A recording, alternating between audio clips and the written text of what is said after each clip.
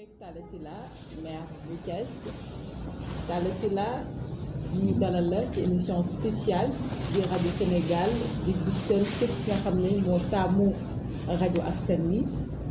ñeel feetu indépendance 4 avril 2020 Sénégal ci ay datu anniversaire am mën nañoo jàpp ni dina wàññi lu toll ci juróom benn fukki bougie moo juumul olof bi nag mooy loolu. année 1988 nekk at boo xam ne gaa ba muy am ay tout tànk lañ mais lu rëy xewoon ci nim réew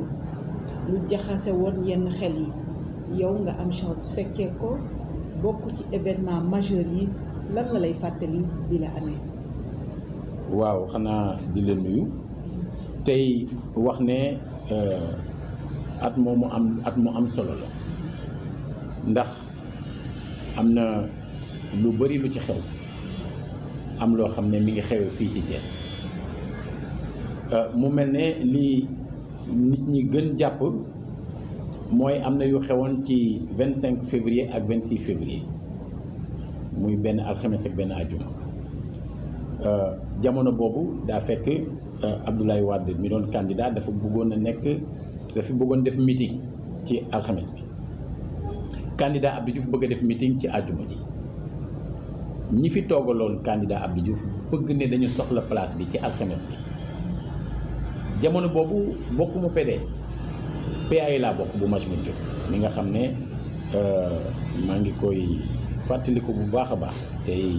tey ñaan nit ñi di ko fàttaliku ndax jàmbaar dëkk la woon moom ñu mu doon àndal ñun nag ñu jóg en tant que ay ñu jiite woon mouvement étudiant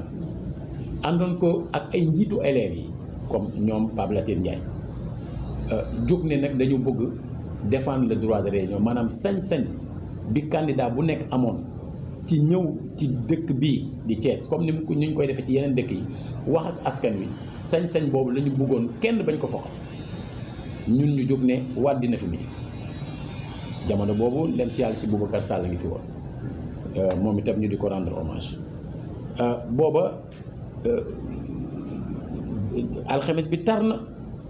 ci sunu diggante ak ñi nga xam ne samba boo yu fi duggoon sol ay blouson bind ci Abdou je crois Abdoulaye Gëm ñu ñëw ci àjjuma ji Abdou Diouf war a def meeting ñu ne ko yow kon comme Wade deful meeting yow doo fi meeting mu jaxasoo lool ba donte def na meeting waaye defewu ko ni mu ko bëggee ca la nag am wax yu mu rëccal yoo xam da ko topp ci li mu des ci nguur gi yëpp mooy daanaka jàppe ndaw ñi comme ñu xajam ñu yaree di ko ak waxe ko daal ci anam boo xam ne mujj na diis lool te xam naa ni sax lu mu mujj rëccu la bi loolu amee ñu dem ci élection yi bi ñu wotee ba noppi ci guddi gi ñu yëgle ni tëj nañu université tëj nañu école yi def nañu état d'urgence def nañu couvre-feu ca fajar ga ñu jàpp ñi nga xam ne ñoo doon candidat yi jàpp opposition bi ci guddi gi noonu bi ñu ko yëgee li ñu def ñun en tant que mouvement étudiant mooy ñun ndegam tëj nañu université donte nekkuñu woon ci grève élèves yi ñoo doon grève ngir wax ne nañ jëlaat Garmi Fall moom ak ñi nga xam ne ñoom dañu leen a jàppoon ci Thiès bis boo xam ne dañu doon manifester ndax li ñu jàppoon Talla Dieng ak Talla Sylla élèves yi ci boppam ñëwoon ànd lëkkaloon ak man mi doon doog a nekk étudiant génne étudiants yi teewul étudiants yi delluwaat dem jàngi ñoom nekkuñu woon grève kon ba dogal boobu amee la ñu xam ne suñu jëlul suñu ay matukaay la nar a xew mooy dana nu fa fekk defe ñu nudul noonu ñu jël nu ñu taxawee ca guddi ga teg suñu ay barrières ñagu nu ñu mane diggante 4 heures du matin ba 9 heures ci suba ñu ngi doon xeex ak policiers ak gendarme ba ñu dugg ñoom ne ba ñu duggee duma nañ fa ñoo xam ne yàlla xam na ni seen yoon newul woon ci événement bi ndax ay étranger lañu woon melewuñ ci am na ñoo xam ne dañoo nelaw ñu fekk leen si néeg yi muy marocain muy ñeneen alors loola ba mu amee nag ñu xam ne kon boole nañ ñu ci yëf yi ca la ñu kuréelu waxtaan ba déggook élèves yi déggoo ci benn plateforme boo xam ne dañu ne lii la ñuy ñaxtu te lii la ñuy laaj te la ca jiitu woon mooy dogal yooyu amoon te xañoon askan wi sañ-sañ yi ko constitution bi mayoon dem beeg dikk beeg yëpp ñun nañ ko delloo. muy état d'urgence. muy état d'urgence ba état d'urgence boo xam ne nag wuute na lool ak bi am tey ji ndax booba la ko yëkkati woon moo doon bëgg ñoo ngalaat ak jatan ba kenn du ne déet ca jamono boobu mu laajoon ci sunu xalaat ne déet nag ndax la mu doon demee ëpp na bii wuute na lool ndax bii dañ ne am na feebar bu dugg ci Sénégal boo xam ne dem beeg dikk bi bokk na ci li ko mën a lawal ba faagaagal ñu bëri ndax noonu la demee ci yeneen i réew ñu ni nañu décréter état d'urgence def couvre-feu ngir mën a am jumtukaay yu maye wàññi bloqué wala arrêté dem beeg dikk bi ngir wàllu ak aar nit ñi. alors loola ba mu amee ñun donc ñu revendiquer ne nañu lever état d'urgence boobu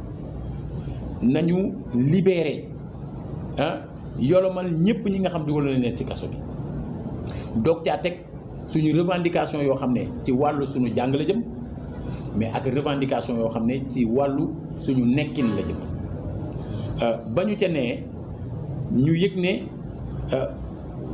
candidat Ablaye Wade mi nga xam ne moo gënoon festé ña nekkoon ci prison bi maanaam pour am na lu ñu waroon mooy fexe ba mën mi ma dem wéttali ko foofu ndax daa am situation yu ñu doon yëg yu tax ñu yëgoon ne te am na ñu ko xam loolu maanaam jaadu na ñu dem wéttali ko foofu. dafa wéetoo. waaw loolu mi ci kanam léegi man ci sama bopp man maa volontaire ne pour man damay dem prison te dinaa def lu tax ma dem prison alors booba ñun foofu lañ toll jamono boobu beneen jamono la soxna Khady amul woon télé yu bari rajo yi amuñu woon journaux yi amuñu woon te fexe woon nañu ba ndar képpoon yëf yi nag ci biir Sénégal yépp daanañu dem bay jariñoo train rawatina tey baag yooyu di yóbbu suñu ay tract yu ñu daan bind di dem gare routière def ay axe ay nit jël ay oto yóbbu yëpp nga xam ne nga naan toog ci ñaari fan affaire bi siiw ci Sénégal yëpp gars yi xamuñu fu ñu jaar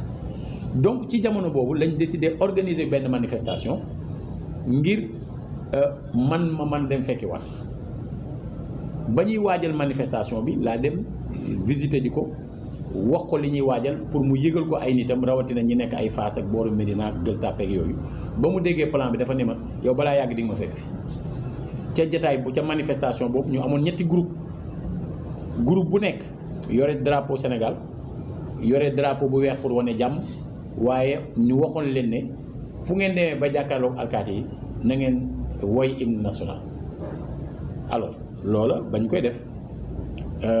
mu dem ba xawle ne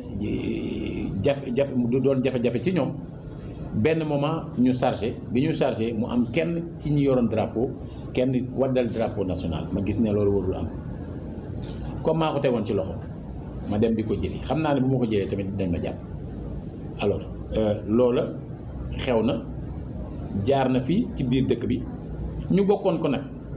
ak ñoo xam ne ñenn ñi génn nañu àdduna mais ci ñi génn àdduna mën naa ci lim Abdoulaye Diouf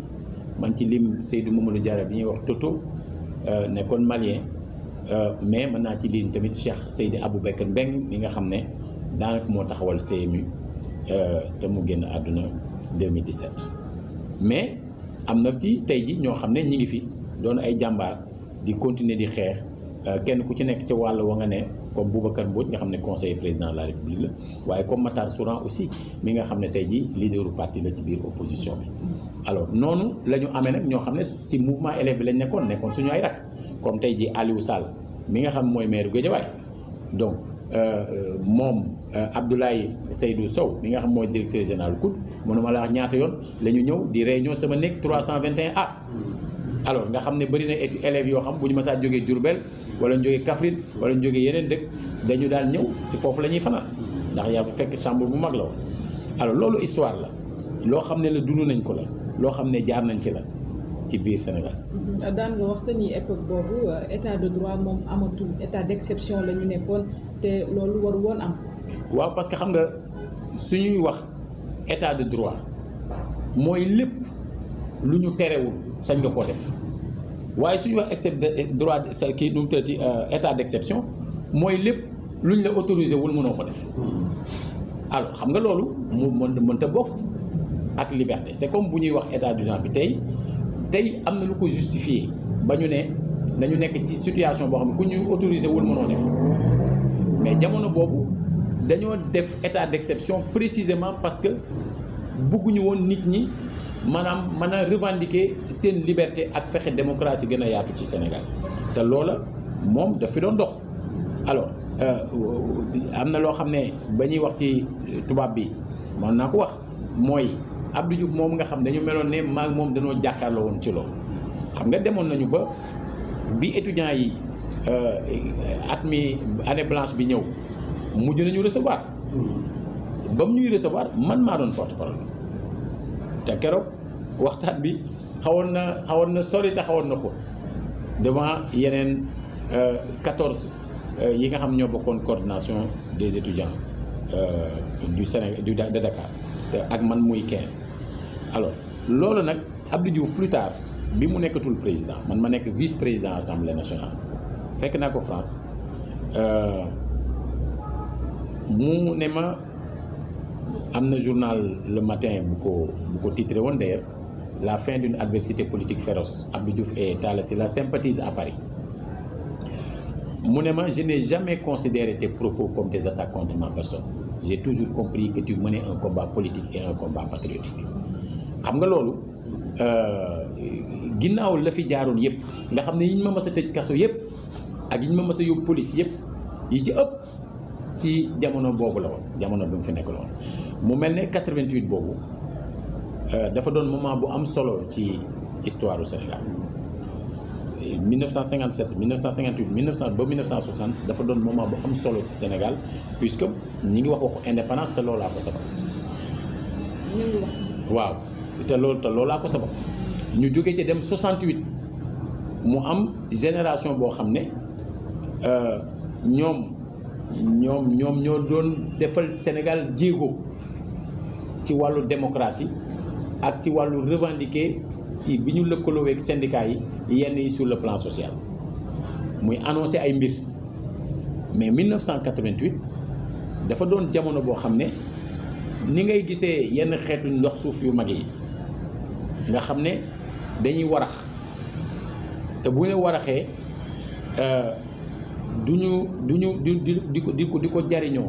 di ko jariñoo mu mel ne lu ñuy dëbb ak lu ñuy wal ci seen biir lu yàgg mais régime bi nga xam ne moo fi newoon tàmbalee 1960 ba 1988 daa mel ne at moom la ko askan wi warax waaye def na fukki at ak ñaar ba mu koy mën a wal ba mu mokk alors loola nag kenn mënu ko fàtte moo waral ñañ ko seqaloon ba tey jii dañoo bokk benn groupe bu ñu tuddee G88 muy génération 88. muy lu am solo te ci at boobu xaw nga koo junj sax ci la Sénégal dund li nga xam ne moom moo di année blanche muy lu doy waar. waaw année blanche boobu nag ci li ñun bi ñu tollee ci weeru avril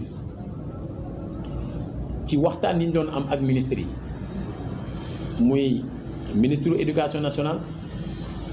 ak ministre bi nga xam ne moom moo yore woon enseignement supérieur muy waxtaan yooyu ñun proposé woon nañ loo xam ne réglé woon na problème yi Ibrahima Niang la woon ak Sakhir Thiam waaye loolu ñu leen proposé woon avril 1988 loolu la ñu nangu novembre 1988 kon xam nga buñ ñu déglu woon année blanche du am mu mel ne jamono boobu ñi nga xam ne ñoom ñoo jiite woon yëf yi principalement feu Jean Collin ñuy ñaan suñu borom yokk yërmande ci moom ñoom dafa mel ne ñoom ñoo bëggoon année blanche bi pour affaiblir le mouvement élève et le mouvement étudiant parce que temps boobu ñoom rek ñoo ko jaaxloo bu ñu leen affaiblir am na mesure yoo xam ne FMI ak Banque mondiale bëggoon nañ leen jàllale ci wàññi alal di doon def ci éducation ak santé te tant que mouvement étudiant mi ngi fi doon nekk di am doole duñ ko mën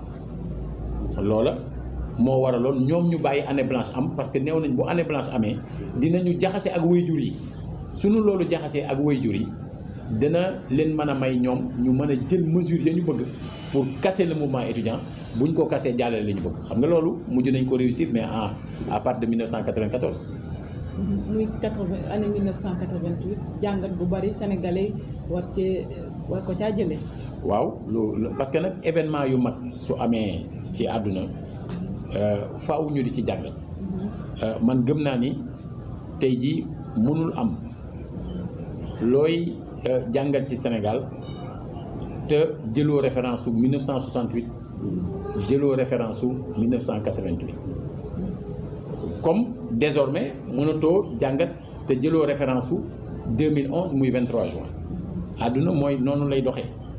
alors loolu boobu ak léegi nii nu ngi sant yàlla ngir événement yi xew daf ñuy jox dëgg ci yu bëri puisque bëri na loo xam ne tey nit ñaa ngi koy revendiquer bañ ko doon revendiquer du tey xam nga tey ji nee naa la ñu ci bëri seen patriotisme mu ngi yem ci téye ordinateur di tàppe maanaam di kaasu ordinateur kaas waaw ñaxtu ordinateur mu dem Facebook wala mu dem ci yeneen réseaux sociaux yi pour yow xeex nga ba tëdd alors te lu ci bëri sax da nga koy def ci anonymat sa turu bopp sax du ca def alors que à l'époque nit ñi vraiment dañoo nekkoon ci terrain bi moo waral nag tey kenn mënut a fexe